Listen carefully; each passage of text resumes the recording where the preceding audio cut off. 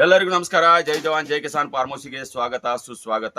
ಬಹಳ ದಿನಗಳ ನಂತರ ವಿಡಿಯೋ ಮಾಡಾಕತ್ತೀವಿ. ಯಾಕಂದ್ರ ಸೈಲೇಜ್ ಮೆಷಿನ್ ಸೈಲೇಜ್ ಡಿಮಾಂಡ್ ಹೆಚ್ಚಾಗಿದ್ದಕ್ಕೆ ಡಿಮಾಂಡ್ ಆಗ ಕಾರಣ ಏನಪ್ಪಾ ಅಂದ್ರೆ ಗ್ರೋತ್ನೆಸ್ ಬರಾಕತ್ತಾವ ಟಗರ್ ಮರಿಗಳು ಮತ್ತು ಆಕಳುಗಳಿಗೆ ಹಾಕೋದ್ರಿಂದ ಆಕಳ ಹಾಲು ಹೆಚ್ಚಾಗತ್ತತಿ. ಅದಕ್ಕೋಸ್ಕರ ನಮ್ಗೆ ಟೈಮ್ ಸಿಕ್ಕಿರ್ಕಿಲ್ಲ. 15 ದಿನ ಆದ್ಮೇಲೆ ನಿಮಗೆ ಮರಿ ತೋರಿಸ್ತಾನೆ ಇದ್ದೀನಿ ಯಾವ ರೀತಿ ಗ್ರೋತ್ನೆಸ್ ಬರಾಕತ್ತತಿ. ಆ ಗ್ರೋತ್ನೆಸ್ ಬರಕ್ ಕಾರಣ ಏನಪ್ಪಾ ಅಂದ್ರೆ ನಾವು ಮಾಡುವಂತ ಸೈಲೇಜ್ ಜೈ ಜವಾನ್ ಜೈ ಕಿಸಾನ್ ಸೈಲೇಜ್ ಒಳ್ಳೆ ಕ್ವಾಲಿಟಿ ಇರ್ತೈತಿ. ಗ್ರೋತ್ನೆಸ್ ಆಟೋಮೆಟಿಕ್ ಆಗಿ ಬರ್ತೈತಿ.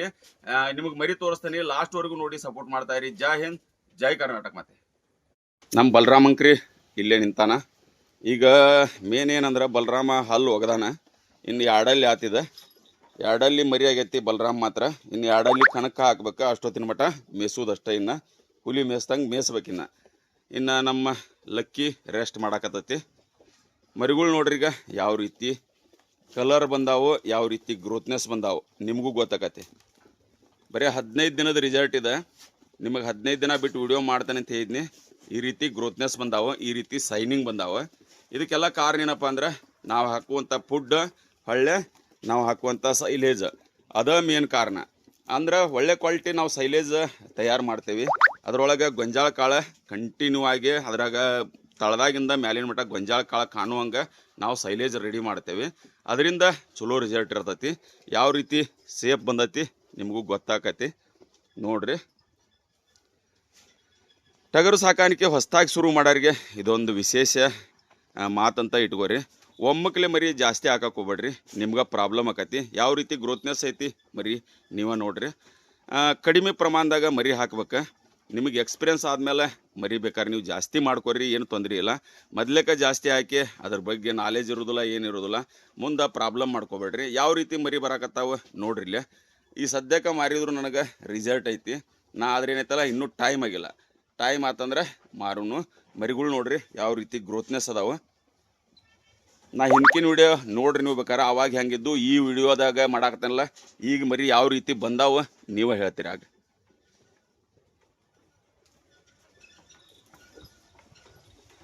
ಮರಿಗಳು ರಿಸಲ್ಟ್ ಬರ್ಬೇಕಂದ್ರೆ ನಾವು ಹಾಕುವಂಥ ಸೈಲೇಜ್ ಆಯ್ತು, ಹೊಟ್ಟಾತು ಮತ್ತು ಫುಡ್ ಆಯ್ತು, ಅದು ಒಳ್ಳೆ ಕ್ವಾಲಿಟಿದು ಇರ್ಬೇಕು.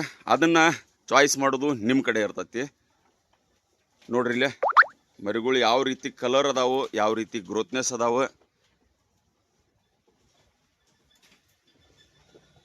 ನೋಡಿದ್ರಲ್ಲ. ಈ ರೀತಿ ಗ್ರೋತ್ನೆಸ್ ಬರೋಕ್ಕೆ ಕಾರಣ ಏನಪ್ಪ ಅಂದ್ರೆ ನಿಮಗೆ ಒಳ್ಳೆ ಹೇಳೋದು ಅವಶ್ಯಕತೆ ಇಲ್ಲ. ಹಾಕುವಂಥ ಫುಡ್ ಮತ್ತು ಸೈಲೇಜ್. ಮರಿಗಳು ನೋಡ್ರಿ ಯಾವ ರೀತಿ ಮಿಂಚು ಹೊಡ್ಯಾಕತ್ತಾವ. ಇನ್ನು ಭಾಳ ಅಂದ್ರೆ ಒಂದು 15 ಬೇಡ 16 ದಿನ ಅಂದ್ರೆ ಟೋಟಲ್ ನಂದು ಇದನ್ನು ಮರಿ 45 ದಿನದಾಗ ತೆಗಿಬೇಕು ಅನ್ನೋದೈತಿ. ಇಲ್ಲ 2 ತಿಂಗಳ ಲಾಸ್ಟ್ 2 ತಿಂಗಳದಾಗ ಅಂದ್ರೆ ಮರಿ ಮಾರ್ತೇನೆ ನಾ. ಇನ್ನು ಮರಿ ಆ ರೀತಿ ಗ್ರೋತ್ ಬಂದಾವ.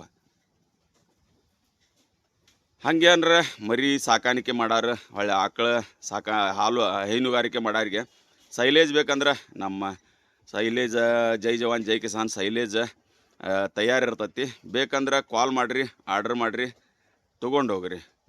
ಮರಿಗಳು ಗ್ರೋತ್ನೆಸ್ ಬರೋಕ್ಕೆ ಕಾರಣ ಏನಪ್ಪ ಅಂದ್ರೆ ನಾವು ಯಾವ ರೀತಿ ಮಾಡ್ತೇವೆ ಸೈಲೇಜ್ ಅಂದ್ರೆ ಈ ರೀತಿ ಹಸೆ ಮೇವು ತೆನೆ ಸಮೇತ ಈ ರೀತಿ ಚಾಪ್ ಕಟ್ಟರಾಕತಿ. ಗೊಂಜಾಳ ಕಾಣ್ತಾವೆ ನಿಮ್ಗೆ. ಈ ರೀತಿ ತೆನೆ ಸಮೇತ ಮಷಿನ್ನಾಗ ಇಬ್ಬರು ಹಾಕ್ತಿರ್ತಾರೆ. ಈ ರೀತಿ ಚಾಪ್ ಕಟ್ಟರಾಕತಿ. ನಿಮ್ಗೆ ಕಾಳು ಕಾಣಕತ್ತೈತಿ. ಈ ರೀತಿ ಕಂಪ್ರೆಸ್ ಆಕತಿ ನಮ್ದು ಮಷಿನ್ಯಾಗ. ಒಳಗಡೆ ಸ್ಪ್ರೇ ಆಗೋದನ್ನು ತೋರಿಸ್ತಾನೆ ನಿಮಗೀಗ. ಈ ರೀತಿ ಕಂಪ್ರೆಸ್ ಮಾಡೋದ್ರಿಂದ ಏರ್ ಒಟ್ಟೆ ಇರೋದಿಲ್ಲ ಅದ್ರಾಗ. ಪ್ಯಾಕಿಂಗ್ ಮಾಡಿ ಈ ರೀತಿ ಹೊಲದಾಗ ಇಡ್ತೇವೆ. 7 ರಿಂದ 8 ದಿನ ಹೊಲದಾಗ ಇರ್ತೈತಿ ಇದು. ಆಮೇಲೆ ತೊಗೊಂಡೋಕ್ಕೇವಿ. ಪ್ಯಾಕಿಂಗ್ ಮಾಡೋ ವಿಧಾನ ತೋರಿಸ್ತೀನಿ. ನಮ್ಮದು ಸ್ಪ್ರೇ ಆಗೋದನ್ನೆಲ್ಲ ಈ ರೀತಿ ಪಂಪಿಂದ ಒಳಗಡೆ ಆಟೋಮೆಟಿಕ್ ಅದ್ರಾಗ ಏನೇನು ಹಾಕುವ ಐಟಮ್ ಹಾಕಿರ್ತೇವೆ ಅದರಾಗ ಸ್ಪ್ರೇ ಆಕತಿ. ಆಮೇಲೆ ಕಂಪ್ರೆಸ್ ಆಕತಿ.